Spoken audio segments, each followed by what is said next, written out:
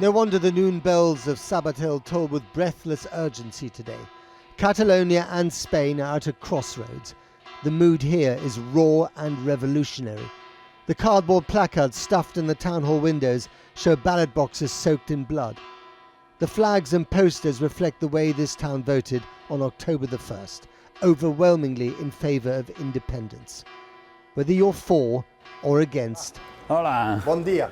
This has become an existential struggle. So how are you feeling today? Well, a little bit worried sometimes, a little bit amused. You say amused? Amused? Yeah, because we don't know what will happen, but we think it will be a great day for Catalonia. You're going to Barcelona? Matthias Serracant is the mayor here. 3 months on the job, a former geography teacher, he feels that independence is unavoidable, however Madrid responds. Driving past buildings draped in Catalan flags, he's on his way to the parliament in Barcelona to witness the big day. It's inevitable. An independent state, we don't know if next week or next month, but we will carry on and with a next step, a big step today. If they offer you greater autonomy, more self-rule, is that enough? Nowadays it is not about greatest autonomy. In Barcelona, all eyes are on him, Carles Puigdemont, the president of the Catalan government, at today's cabinet session. He could end the night in a police cell if he declares independence outright. A former journalist, he may want to smith words that buy everyone more time and avoid the brink. Or not. One can no longer be sure these days. In these final hours, the pressure is being piled on. For its part, the Spanish government has upped the ante. A fudged declaration is just not enough. Either they clearly renounce any plans towards independence, or we, the central government, will feel compelled to establish normality of the institutions in Catalonia. This message, or is it an ultimatum, has been backed up with a bizarre display of gunship diplomacy. Spanish frigates in Barcelona harbour, loitering with intent, and cruise ships packed with Spanish police reinforcements if and when needed. Also today, pressure from Brussels, more hapless bystander than mediator, here with an almost desperate plea. I ask you to respect, in your intentions, the constitutional order and not to announce a decision that would make such a dialogue impossible. Diversity should not and need not lead to conflict, whose consequences would obviously be bad for the Catalans, for Spain, and for the whole of Europe. The response from one Catalan balcony.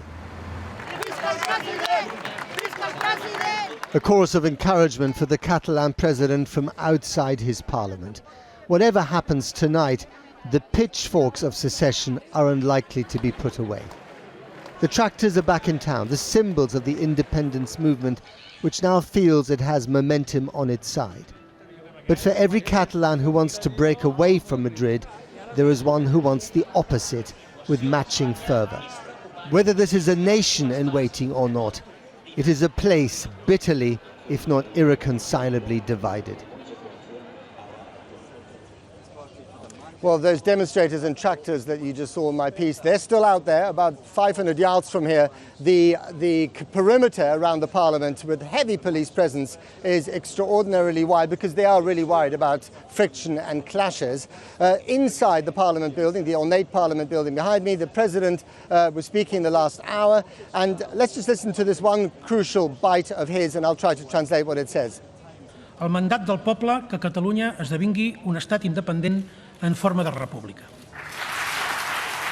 So importantly, in Catalan, he told the chamber to applaud that he had a mandate for independence after the flawed referendum of last week. However, he wasn't going to declare independence for at least another 2 weeks, thus buying himself and indeed the rest of Spain and the European Union that crucial breathing space in which they might negotiate something. However, the response from the opposition party, the Partido Popular, which is running the government in Madrid and is the opposition here in Barcelona, was actually quite critical. They said, you know what, this speech was effectively a coup d'etat against Spanish sovereignty. Now, that's not the way it's been interpreted here on the streets of Barcelona, as far as I can tell. I don't think that's the way it was interpreted by most people in Parliament. So a tad of confusion. Let's try and clear that up with my guest, Anna Arche. She's from the International Commission of European Citizens. Thanks for coming on the programme. So, you're not independent, not yet. Well, not the effect of the independence. Right. Well, actually it's not that rare a declaration this type. If we look at recent history in Europe, all the independences, they have chosen and followed a different strategy to implement the result. But this was a fudge, wasn't it? I mean, some people had hoped, many of those demonstrators out there had hoped, perhaps you too, that he would stand in Parliament today and say, after this vote, we are now an independent sovereign nation state of Catalonia. He did not do that.